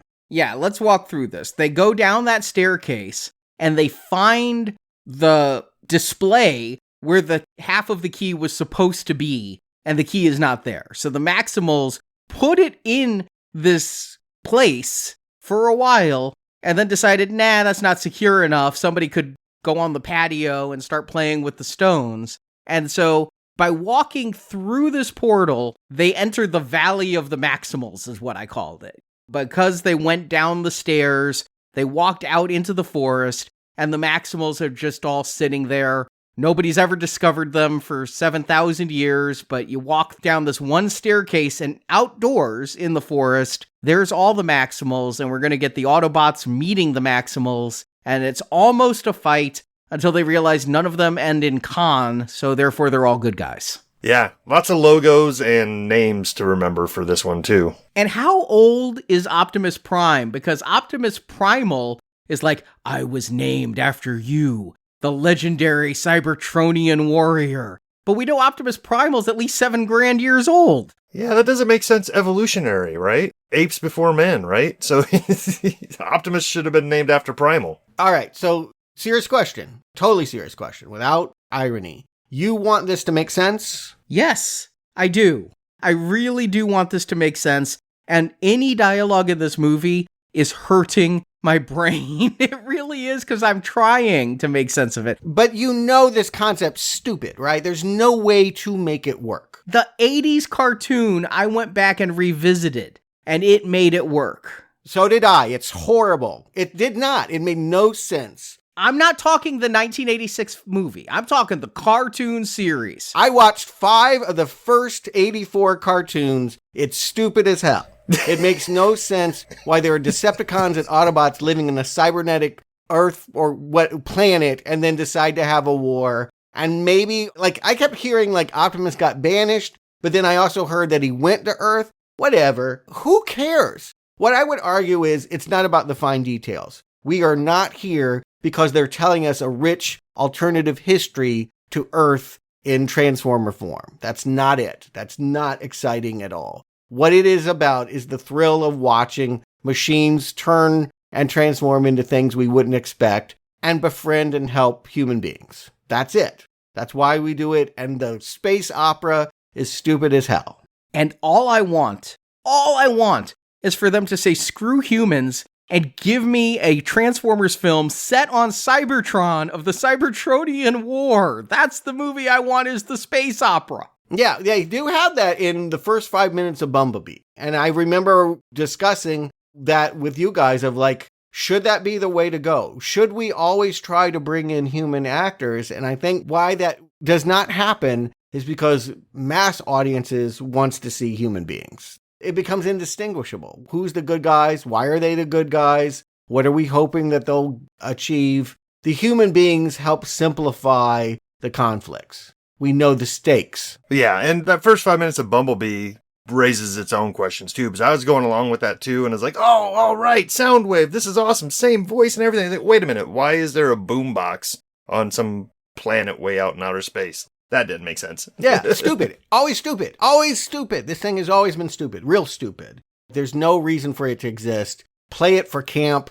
and just roll out. That is the way to go. If you are asking for this series to explain its inconsistencies, you will never, ever be satisfied. But to the point that we were on, there's Optimus Prime and there's Optimus Primal. And I know these all come from a boardroom where people are sitting around coming up with names for toys to sell and stuff like that. And kudos to the toy maker who came up with Optimus Primal for an ape. I mean, that is kind of a fun pun. Right, it's one of those things that you just can't pass up if you're making an ape transformer. It's like, hey, all right, it's right there. Cheetor is bad. I'm sorry. You're a Cheetor? That sounds like a Thundercats type of thing. But yeah, it's just one of those things where it's like, I don't know, I understood Rodimus Prime. He was the next Prime up after Optimus and stuff like that. But Optimus Primal feels like he should have been first. There's no reason to make Optimus Prime older and more legendary than this ancient ape, apparently. More to the point, what's really happening here is Optimus is learning you can trust human beings. This ape is teaching him that you can give them the key and they won't betray you. And they've done a good job. That there's this native culture has done a good job for centuries of working in harmony with robots. And that's real eye-opening for this rude, angry, anti-human Optimus Prime. Yeah, Optimus Primal even gets a line in where he tells Optimus Prime, "There's more to humans than meets the eye," which is actually a line Optimus Prime said about humans in the first Bayformers film, but... Yeah, this is where he's learning that lesson, if they're connected, or yes, it's just a sense of irony if they're not. What is ironic is the fact that Noah very much is planning to do his own thing, that he isn't trusting these robots, and that even though that they're having them sneak into the parade and still participate, they find that human beings can help them achieve these goals. It is Noah's aim, in order to ensure that a giant planetoid doesn't come and eat Earth, he's just going to destroy the key. He's not going to allow the Transformers to keep it and go back to Cybertron. This is because Noah's bad at teamwork. Yeah, I mean, is that bad writing, or is that exactly the writing you want for a children's film? Kind of walks the line, right? Right. It depends on how you want to see it. What is this series to you? Is it a failure to mature, or is it something that is delightfully regressive? Do you enjoy its childish mentality, or are you constantly infuriated that it can't grow up? And I'll say it's walking that line pretty well, actually, because, like, you know, if you go back to some of the earlier ones, the first Mark Wahlberg movie, we have it where it's like, who is this for? You want to say it's aimed at kids, but, you know, try to keep the adults involved, but, like, they have some murders in that. T.J. Miller's character gets straight up fried on screen, and then they dwell on it. Like, I'm saying, if the argument is this is for 8-year-olds, who cares? It's like, then why are you frying people on screen? Right. And always, like, I savor some of those first kills I've seen in movies as formative and powerful. Like, kids have to be exposed to it at some time. Yeah, how do you do it? What's the proper way? I'll go ahead and say this. I feel like if I had my children, those fictional ones I invented to watch Teenage Mutant Ninja Turtle movies with me, they would be going along with this. They would find that an acceptable thing, and it would be meaningful for Noah and Prime to squash this beef by the end of the movie and work together. That's a good lesson to teach kids about working with different cultures, people that look different than them, people that seemingly don't have the same values. And yet Noah's right. I mean, let's face it, by the end of this, Optimus Prime is going to destroy the code key. If Noah had just done it here, it would have saved a lot of lives and a lot of energy and a lot of movie. Or we would have been blue-balled and didn't get all the fun. Because, like, yeah, the second half of this movie is basically just robot fights, right? Now just everything is kind of doing what Bay movies do. Just epic, long fights. Yeah, this felt more like an Avengers fight to me. You know, this felt very much like the Endgame fight. Same location almost. It felt like once the Unicron started coming down and terraforming the Earth, everything turned kind of orangish red, and now we're mash-up battle of robot parts. Well, I was thinking back to the first Avengers film and how god-awful cliche it is now to have the trope of there's a big beam going up in the sky and it's going to destroy all of Earth. I'm like, you don't get a pass for that anymore. You got a pass for that Suicide Squad, but you were the last ones in 2016 to get the big beam going in the sky. Any more big beams going in the sky is just such a cliche and lazy. This is the moment I decided it was a not recommend. The moment I saw a beam going into the sky and I realized I've been kind of meh on this movie, whatever, But then once they decide they're just going to be lazy and put a beam in the sky, I give this movie a middle finger. But let me offer this to you. If it's not made for you, and if this is the first time you're seeing a beam ever go into the sky, it introduces you to a tradition. It's not a lazy copy of a cliche. It is, in fact, keeping something alive that you enjoyed at one point, and now your great-grandchildren are enjoying. My great-grandchildren, I'm talking 10 years ago. Well, I said that in part to get a rise out of you, but also because I feel like, yes, guess what? No surprise. This ain't made for 50-year-old men. They even told us that we can't see the beam, Arnie. Like, you're not supposed to see that beam. Right. So are you going to really blow a gasket because a Transformers movie can't appeal to you at this point in your life? Or are you going to strain and see, would the young me, the one that went to theaters to see the cartoon in 1986, be so impressed with what was happening? No, I'm never going to recommend a movie on theory that somebody somewhere might enjoy it who isn't me. I'm going to analyze the film with my brain. No, it's you. But it's you, and don't tell me you can't regress. It's you regressed. It's you regressed to when you loved Transformers. I don't think I ever would have loved this movie. Okay. I definitely feel like if this came out in the 80s, it would have been mind-blowing. Well, if it had these effects in the 80s, sure, but... You like Howard the Duck. I mean, my point is that I feel like it would work for someone that is willing to overlook a lot, as I guess my thesis. If you're willing to overlook a lot about what I enjoy in movies and just go with the basics, this is a lot of fun. I can agree with that. It's when you're in a retrospective and you have to look back at what the other movies asked of you. Has it already burned through that goodwill at this point? Well, particularly when you watch all those movies in 1 week, and I never want to see another Transformers again. I will say this.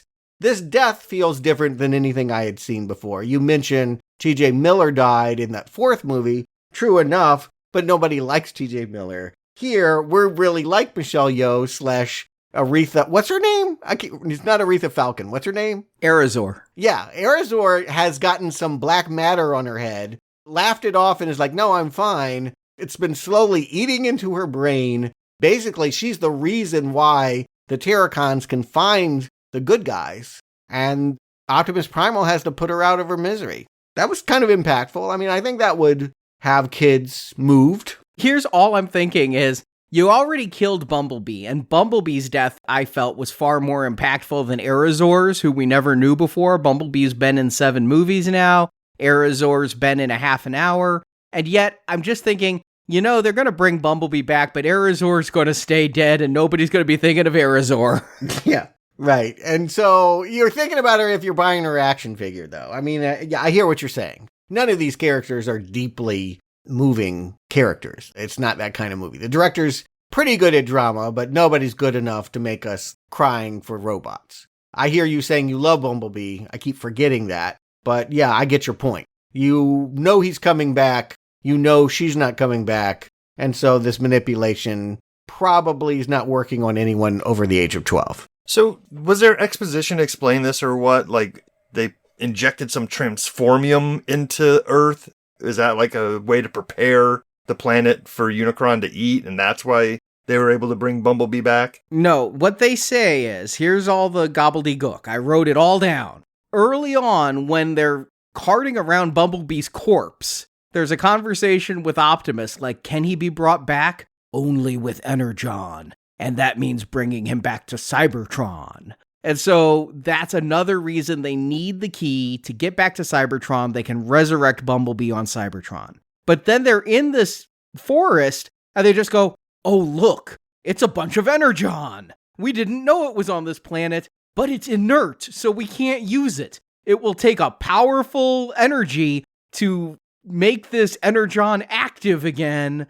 So now the means to bring Bumblebee back to life just happens to be on Earth, but you're going to need a powerful force, maybe a transwarp key, in order to make that happen. Uh-huh. MacGuffin with 2 uses, all right. Do you resent that they're doing the Bumblebee back from the dead gimmick? Is that a bad thing to do, or are they just doing it badly? Both. Okay, but you wouldn't like it even if it were more skillful? If it were more skillful, they might be able to bring me in, but here, It is just so clumsy. Whatever causes the shockwave that brings the Energon to life, that brings him back to life, is so ill-defined. And then, this Energon, nobody has to do anything. Bumblebee is fixed. They blew a hole in Bumblebee. His voice box is still broken, and the Energon can't make it so he can speak again? Would you want him to? I'd much rather hear quotes from They Live. I feel like anybody who's old enough to have lived through the scam, which was Death of Superman, is never going to fall for another beloved character death on screen again. So this is something that probably works on the younger crowd. You know, the kids that do want a Bumblebee toy, this is big for them. That is my thesis, is that, yes, if I were to look through this vantage point as the Transformer hater, this movie is not winning me over. If I imagine who I might have been at 6, 7, I would think that some of this was cool. Some of it would have an emotional impact. Do I want to be a movie reviewer for preschool kids? No, but I don't want to pretend that this movie is meant for somebody older. And yet that was my entire audience. Well, again, I'm not here to judge people, but yes, what are you doing if you feel like this is adult entertainment? I don't know. In what way it could be. It's PG-13, so it's for people who've seen a good amount of movies at that point. Nah, PG-13 is for 8-year-olds that like to feel older and more sophisticated. I always wanted to see R-rated movies when I was 8. PG-13 is for the parents who are like, I don't want to take my kid to another G movie. There you go.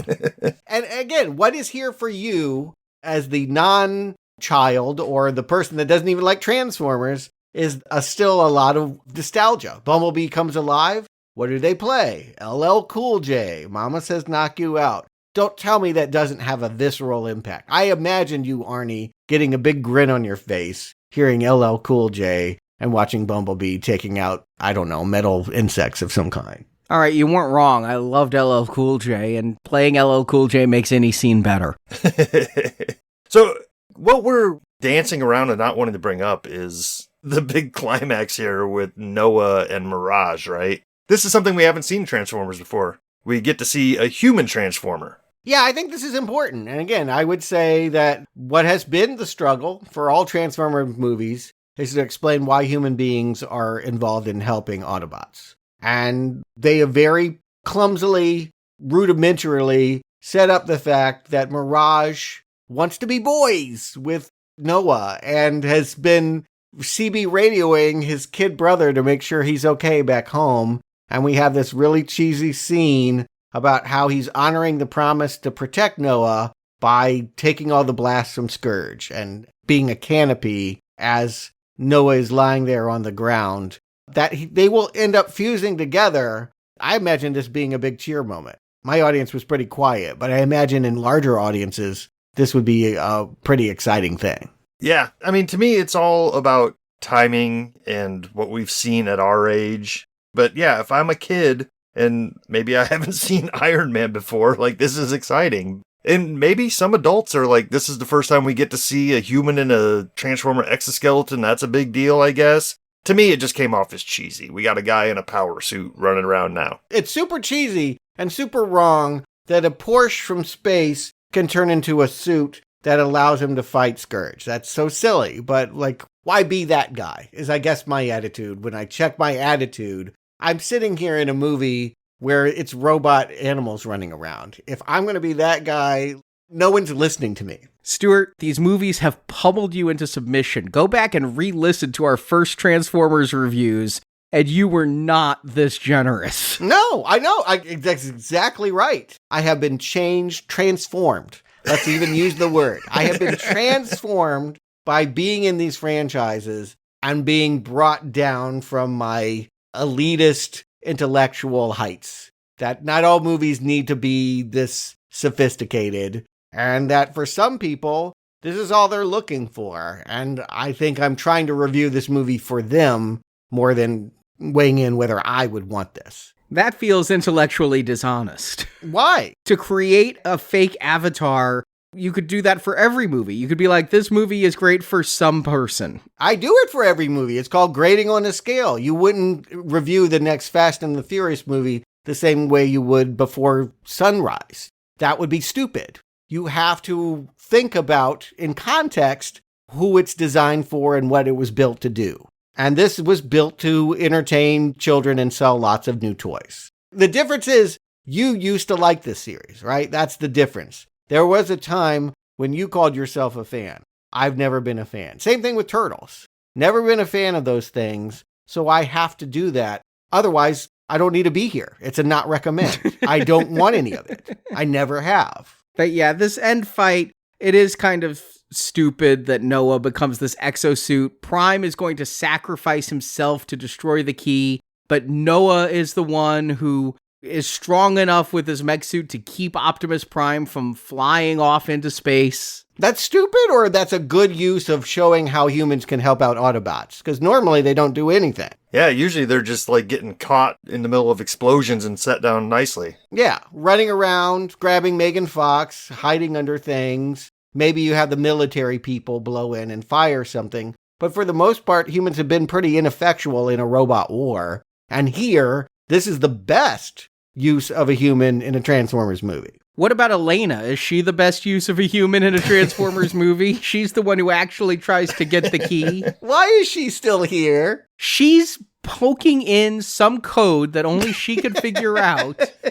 And then she doesn't even get the key because of it, I don't think. I think it's Optimus who destroys the key, and she doesn't really accomplish much. Here's the thing about representation. Yes, we want a strong black female to show up in a major Hollywood film to show to young women that they can have this as an icon. But if all they do is end up dangling off a lava pit and like not really doing anything to save the day, like I said, this woman hasn't done anything since she set the portal in motion at the beginning of the movie. She's just been hanging out. In the end, she just becomes the cheerleader for Noah. I feel like she's just like, go Brooklyn, and not really doing anything. You just got to deliver it. If you want to show strong representation, you got to represent. You can't put them on screen and then have them hang back and cheer other characters. She should have her own mech suit, is I guess what I'm saying. Yeah, she should have like become part of Aretha Falcon, right? Yeah. By the way, why wasn't that the plan? If this could be a thing, why did they have that, like, we'll sneak in underneath in the bridge or whatever? Like,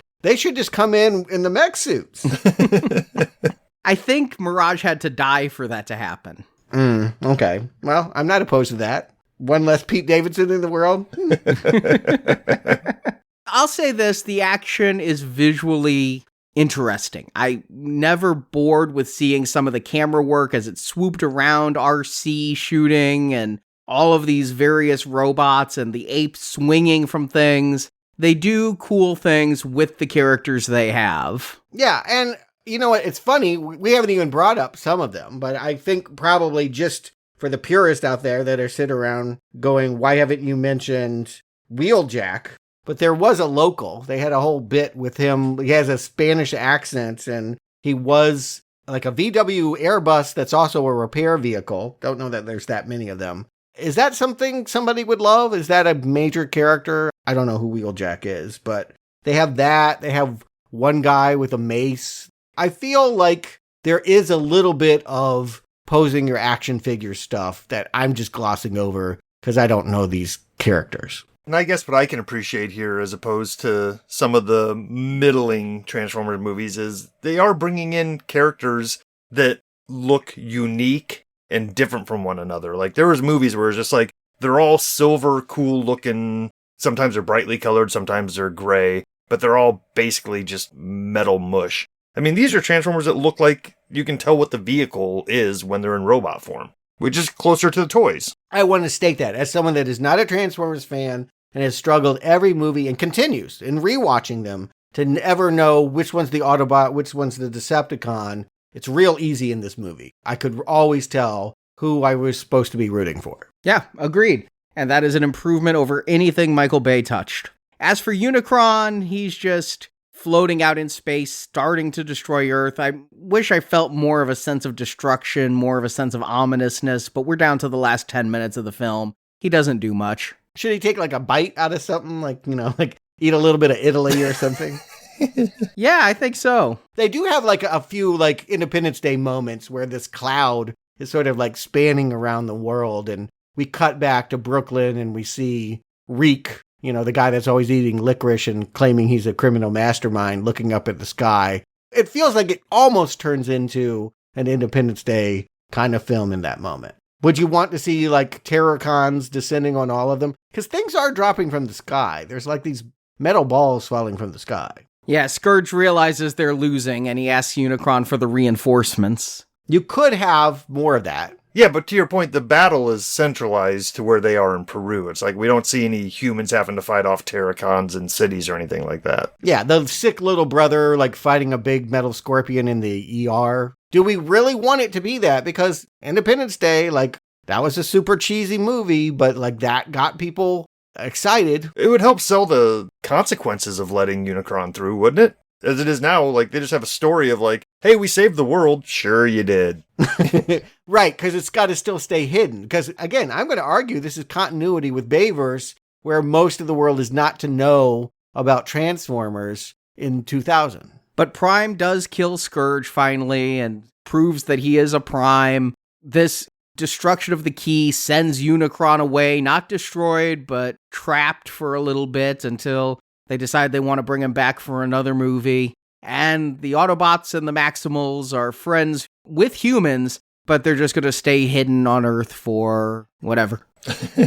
Until they decide if we're jumping to the Bay timeline or if we're going to try to build this out more in a 5-year chunk until we have no choice but to bump into Shia LaBeouf again. Well, we have more things connecting, and this one was a genuine surprise. So yes, the battle is won. Optimus gives his usual, "We are all together" speech. And I think it's over, but nope. We got one more scene of Noah going home, hugging his mom, hugging his brother, going for another job interview, and having Michael Kelly as Agent Burke. I haven't ever seen a G.I. Joe movie. Is this someone I should have known?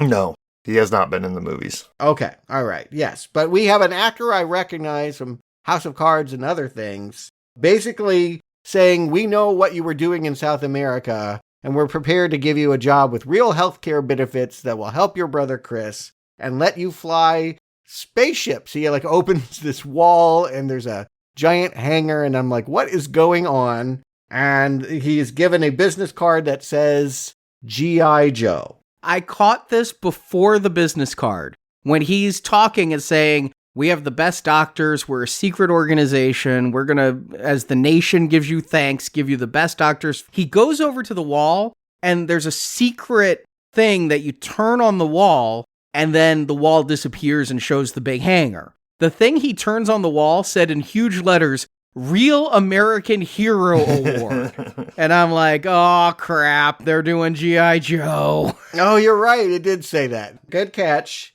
That said, I didn't get it like rousing response from the 8 teenage boys in my audience. I feel like that was supposed to be a real cheer moment, and it was not even met with a whimper. Here's the problem is they're rebooting G.I. Joe. If you opened that wall and The Rock was standing there as Roadblock or whatever he played, then all of a sudden that would be a cheer moment. But you have this guy who looks kind of skeletal. He's not anybody. So how are we supposed to get excited other than, hey, it's another Hasbro property? I understand they're going to try to bring in the Micronauts too, and that would be just as meaningless. Yeah, I mean, I think the name was supposed to be the cheer moment, but like, there's also a reveal there, right? They reveal a mostly empty hangar with like part of a indescribable ship, I guess. It's like, wait, what? But hey, do I want a G.I. Joe Transformer crossover movie? Absolutely not. But I do. I thought you were going to go the other way. Well, I do because I want to see the chaos that it's going to cause us. How do we do this where we have 2 franchises with different hosts? Are we going to have a 4-person panel? I can send it out. If you guys just need 3, I'm happy to sit in the back. Nope, you are on the team. I've already had to think this through, and I've already decided 4 hosts is what it'll be. All right, go Joe. Okay, I guess I have to go watch some movies with Shadow Eyes or whatever his name is. Shadow Eyes. Snake Eyes? Who is he? I don't remember. Snake Eyes and Storm Shadow. That was awesome. I do want to see his Shadow Eyes now. Okay. Well, I want to see if there's any green arrows. Justin, Stuart, do you recommend Transformers Rise of the Beasts? Justin. I mean, I feel like this has to be graded on the scale that Stuart was talking about, right? Like, if I just came in and said, hey, I'm a middle-aged guy who used to play with Transformers 40 years ago, what do I think about this? Not a ton of stuff for me here, but that might be a good thing, right? Because I feel like that's what the Michael Bay movies were trying to do. And outside of that first Michael Bay movie, I feel like outside of a bunch of on-screen crashes and transformations and stuff and explosions, that wore thin real quick. And with Bumblebee coming into the mix, I feel like that was a good, clean, new, fresh start. And I would have recommended that movie. And so this feels like a continuation of that. It tries to go a little bit bigger, and it almost kind of went up to that line of where it's like, okay, let's go right back into the Michael Bay verse and get into more fights and more explosions, but it doesn't fully go there. So I don't know. I don't know what I would want from a Transformers movie at this point. To me, it feels like they've done everything they could. Is there more to do? And the answer looks like maybe it is by mashing it together with another toy line and seeing what comes of that. But if I was to judge this movie for being the second in a series, I would say it's a slight recommend. I'm not going to ding it too hard, but if I was judging it as number 7 or 8 in a series, I would say I'm done with this. I'm sick of it. But if we're on part 2 of this, slight recommend. That's where I'll land on it. Stuart. Yeah, it's tough. Determining the color of the arrow is as hard as bringing Unicron to Earth. There's so many things that I have to go through and trying to process this. Some things are easy to proclaim. Some things you can just say, this director is more generous with actors and it's got more heart. It does feel more in line with Bumblebee than anything Michael Bay ever did. There's less Transformers and I can follow who's fighting who. And so the battles are more comprehensible. And again, I think this movie did the best job of any Transformers anywhere at any time that I've seen in demonstrating why human beings are going to be in the story. What it is to have a human Autobot collaboration and tie that thematically in terms of race and culture. They did as best as they could with it. So what I would say is, this is about as good as Bumblebee, and I gave Bumblebee a red arrow. I don't like this series, and I'm not a child. I don't want to watch any of this ever, and I think it's flawed in its very concept. No one would ever be able to make a good Transformers movie because it's stupid. And if that's your evaluation, if you don't want stupid, you don't want Transformers. So, how big a curve am I going to grade on? Should I flip the arrow on Bumblebee, or should I condemn this to the red hell that it so richly deserves for being as good as Bumblebee?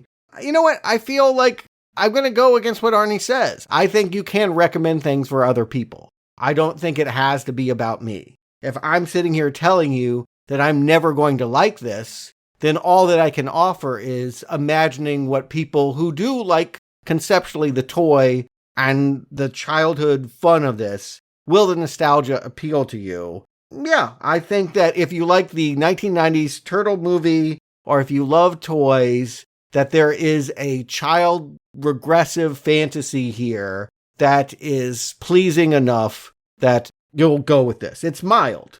I don't think that this is a great film, even if you are a kid. But I think it will be diverting and entertaining and maybe bring dads and sons together if they generationally both love Transformers. So I'm going to give my first green arrow to this, even though I think you understand privately, I think it's just as bad as any other Transformers movie. Let me be the stick in the mud then. I already said I'm giving this a red arrow, so it's not a surprise. Now, I'll end the show with some compliments. It's one of the better Transformers movies. Yeah, clearly, obviously. Mm-hmm. I mean, you could see what's going on, and as far as summer blockbuster movies go, like you say, I'm not comparing this to Before Sunrise, I'm not comparing this to The Departed, I'm comparing this to summer blockbuster films, and as far as it goes, it's pretty average. Mm-hmm. Its plot doesn't make a whole lot of sense if you really try to suss it out for 2 hours, the way we do. If you try to find logic for why things are happening, lines are dropped, which is better than some movies, which don't even drop the lines. Lines are dropped that say why things happen, even if those lines don't make a lot of sense. But in the end, I found myself watching this movie And the question I had to ask myself about 3/4 of the way through is, am I recommending this? Because I just was very meh on it, which is good for a Transformers film that I'm not actively hating it. Right. I heard us all be in the same space. So why are you going the other way? Because in the end, I just didn't find anything in here. When I'm on that line, when I really don't care, I look for something that can either push me one way or the other. Is there one thing I can hold on to and say, I can grasp that straw and it'll push my arrow weakly into the green instead of weakly into the red? And when I think about this movie, the robot animals, the Pete Davidson, none of it was good enough for me to move that needle. It was just a very meh experience. I walked out. Marjorie asked me what I thought. I'm like, well, it's a summer blockbuster movie with all of the tropes and things contained, and there's a billion of those out there, and your time's better spent watching a different one. So I'm going to go weak, not recommend, with the caveat that I'm not fearing this Transformers universe continuing, you know? It's so much better than the basiness. Yeah, I can bear it. And it's worth noting, you did give Bumblebee a green arrow. So this is lesser. Whereas I'm feeling like this and Bumblebee are about the same experience. I just like Haley Steinfeld more than I liked either of the humans here.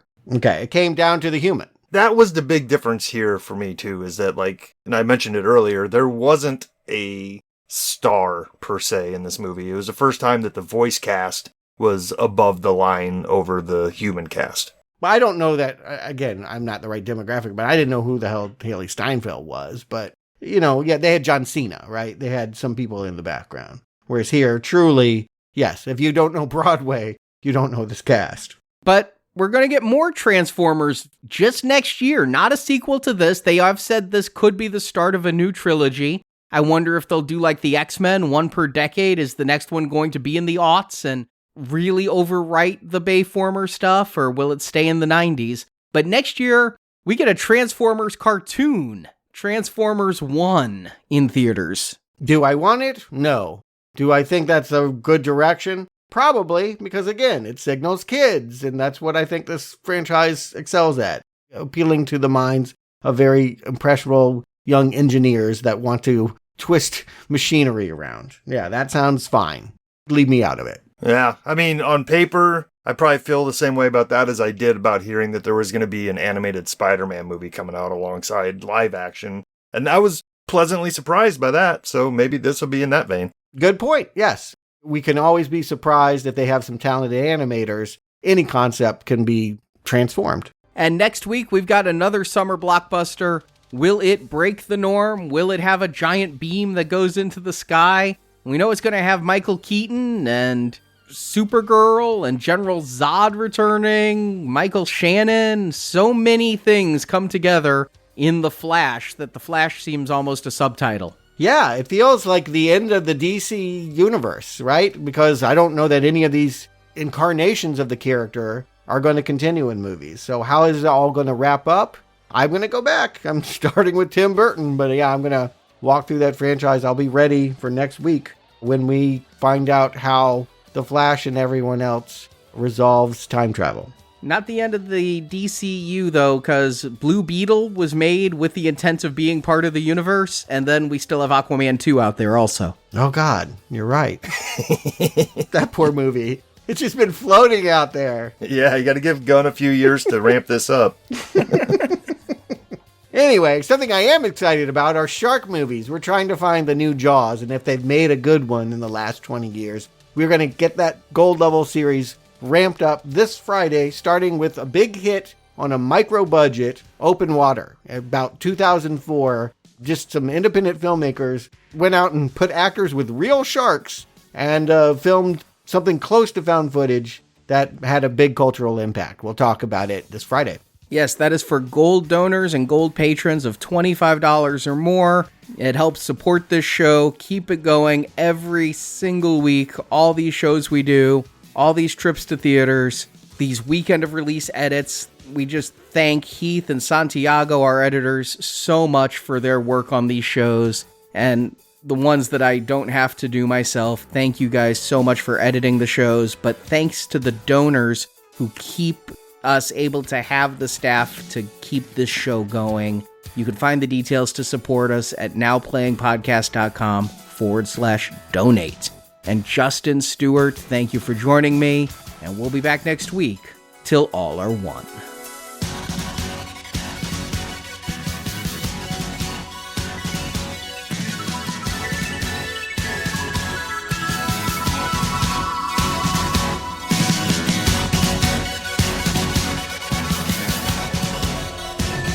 Races united by a history long forgotten and a future we shall face together. I am Optimus Prime, and I send this message so that our pasts will always be remembered. For in those memories, we live on. Thank you for listening to this episode of Now Playing's Transformers Movie Retrospective Series. Tell Grimlock about Petro Rabbits again.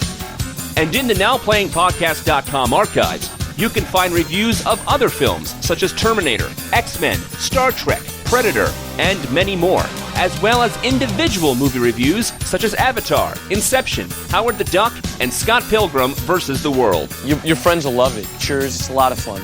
You can also follow Now Playing on Facebook and Twitter, where we post announcements of new episodes and where the hosts post movie mini reviews. Links to our social media pages are at nowplayingpodcast.com. We are here. We are waiting. Support from listeners like you help keep Now Playing operating. I owe you my life. We are in your debt. You can find a link to donate using PayPal at the bottom of our website, nowplayingpodcast.com. Just ask yourself, what would Jesus do? Now Playing is edited by Santiago and Arnie. Like us, there's more to them than meets the eye. Now Playing is not affiliated with Hasbro Incorporated, Paramount Pictures, DreamWorks Pictures, or 20th Century Fox. Not a word until we get a lawyer. Transformers and all that the Transformers universe contains is the property of Hasbro Incorporated, and no infringement is intended. Okay, so what? I downloaded a couple of thousand songs off the internet. Who has it? The opinions expressed on Now Playing are those of the individual hosts and may not reflect the opinion of Venganza Media Incorporated. There's something a little fishy about you, your son, your little Taco Bell dog, and this whole operation you got going on here. Now Playing is a Venganza Media production, copyright 2023, and no part of this show may be reproduced, repurposed, or redistributed without the written permission of Venganza Media Incorporated. All rights reserved. Come on, showtime's over. We've got work to do.